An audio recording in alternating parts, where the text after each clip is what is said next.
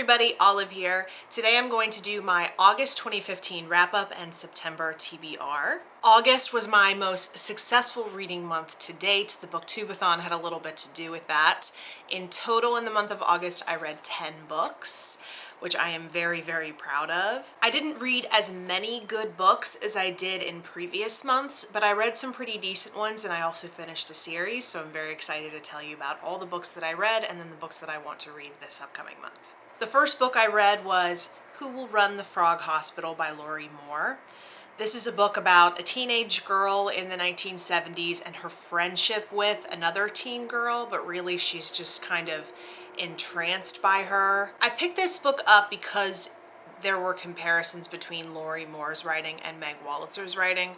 We all know that I'm a fan of Meg Wolitzer. I was looking to find something similar to Meg Wolitzer and maybe explore some more literary fiction, and I thought that this would be a really good place to start, but honestly I found it really boring. I just seem to have a problem with books that are just more about the writing than about the plot.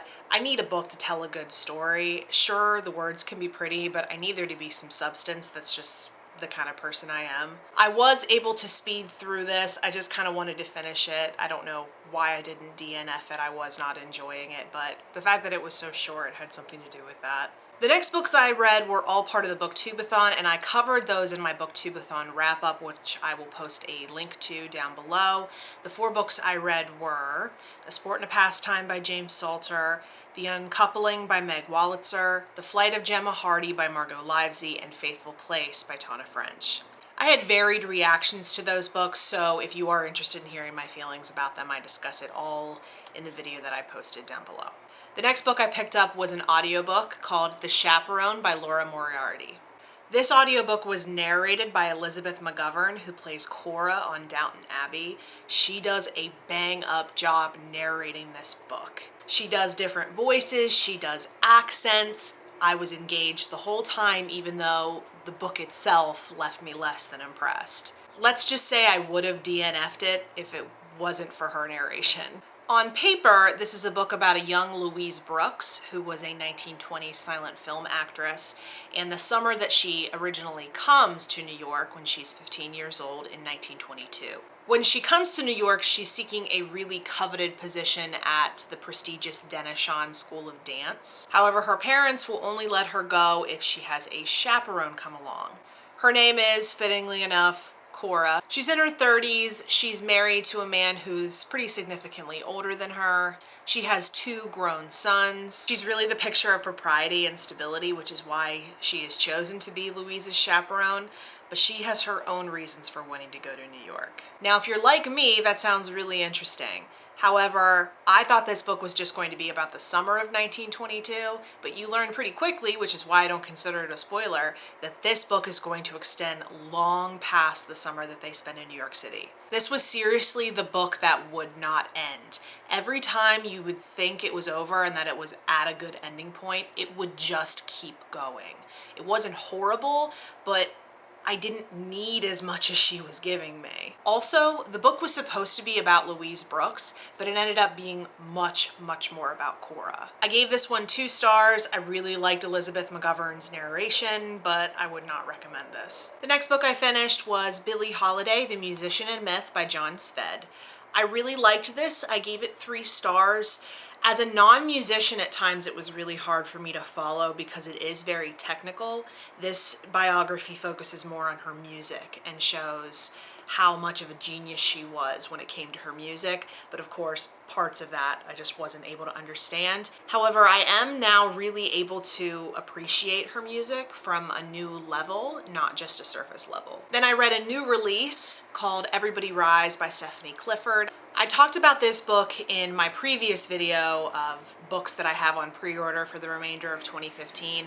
I had this one on hold at my library and I picked it up the day after it came in. It's about a 26-year-old girl originally from Maryland who is now living in Manhattan working at a Facebook type site, but a site that is specifically focused on elites. At this site, she works in the recruiting department, so that's her excuse to try to start working her way into Manhattan high society. I really, really love the premise of this book. This always happens with me with new books. I love the sound of the premise and I end up really not liking it. I thought it was really shallow and I hate to use this term, but really chick-litty. I really disliked all the characters. I didn't get anything out of this book. Would not recommend it. Getting text messages.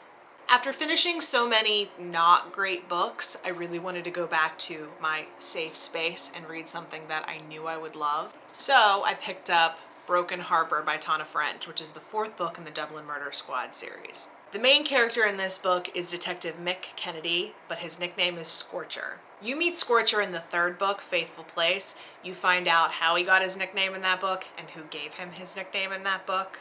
I know I've said this before, but this series does not have to be read in order. However, it really pays off if you do, because there are callbacks to previous cases and previous characters that are so rewarding. Scorcher Kennedy is, of course, a part of the Dublin Murder Squad. He is pretty much the quintessential company man. He plays by the rules. This is, of course, a big juxtaposition from the last book, Faithful Place, where you're following Frank Mackey, who is not a man who plays by the rules. In this book, Scorcher is assigned a case where a family was attacked in their own home. 2 children were found dead in their beds. The husband and wife were found splayed on the kitchen floor with tons of stab wounds. If that wasn't a hard enough thing to be facing, Scorcher is also dealing with the fact that the house in which this family is found is located in an area that his family used to travel to. Not only did his family travel to this location, but there was a pretty tragic family event that happened to Scorcher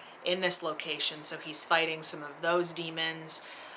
You see some of his family issues taking place in the present alongside of his work in the case, which is pretty interesting. Overall, I did really like this. It is not my favorite of the series. Scorcher is a pretty interesting guy. He's kind of a douche at times. But the thing is that even though he can be unlikable, I get him, and so I didn't dislike reading things from his perspective.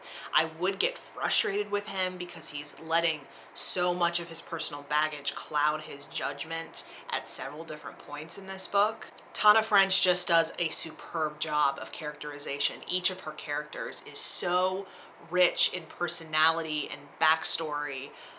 I love her books. I think that's obvious by now. 4 stars, definitely not my favorite in the series, but certainly worth a read.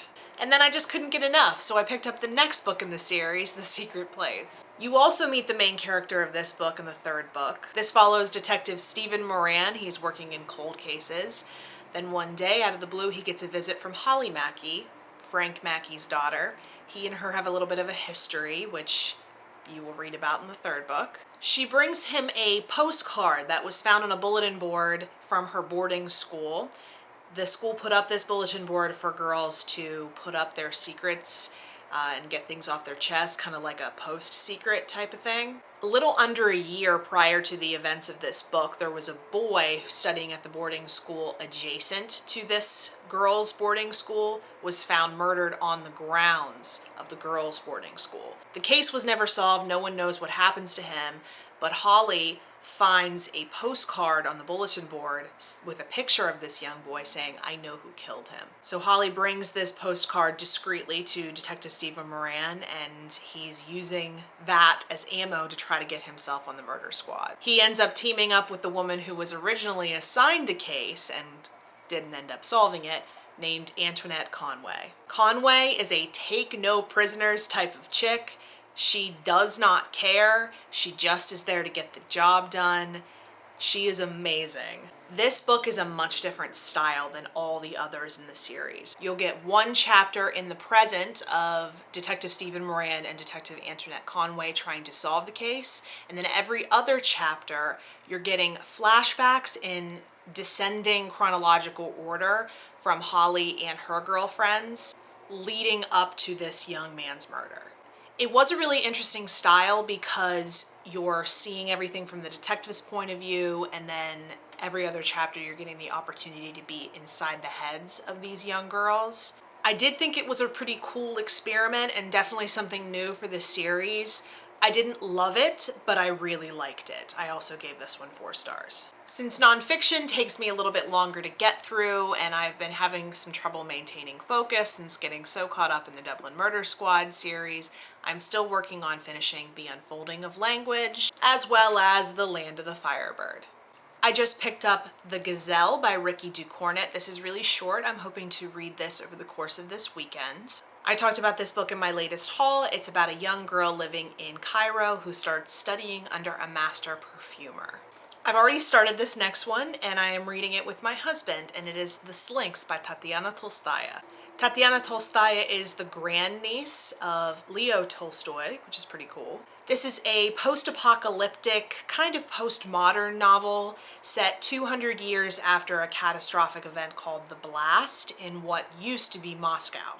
This area is now called Fyodor Kuzmich, which is named after their totalitarian leader. The book centers around a man named Benedict. He is a scribe for the leader. All books and reading have been banned except for books written by Fyodor Kuzmich, and it is the job of the scribes to write down all of his works and distribute it to the public. There are a bunch of mice on this cover because in this new society that they've created after the blast, mice are the sole source of pretty much everything. Food, clothing, energy. Everything else you try to eat or use will end up killing you, and so they have to survive off of mice. There's also a terrifying creature called the Slinks that will suck out your life essence if it finds you. I don't know much more about what's going to happen in this book besides those basic things.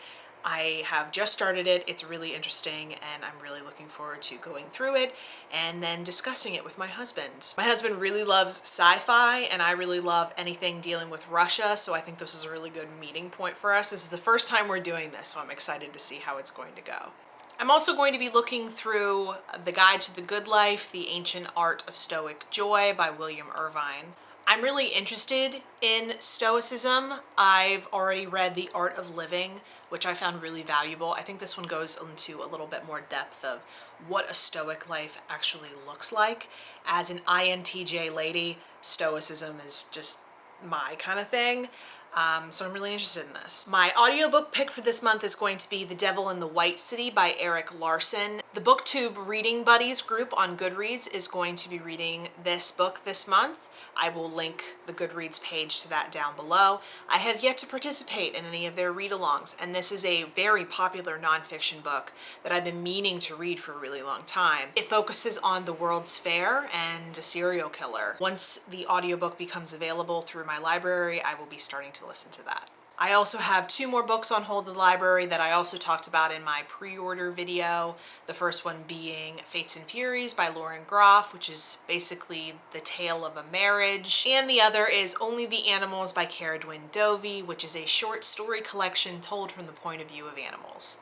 Also, if I end up finishing all these books and I keep up the momentum I had in August, I may pick up 1 or 2 more. I just started back to school, and I just started a new position, so I'm not quite sure how much free time I'm going to have, but I'd like to at least get through the books I mentioned. If I can get through more, great. If I don't, then I'll just read more next month. So that's all I have for today. Thank you very much for watching. Please let me know if you've read any of these books. I'd be happy to discuss things with you down in the comments section. You can also find me on both Twitter and Instagram @abookolive, and the link to my Goodreads is down below. Have a good one, and I will see you soon.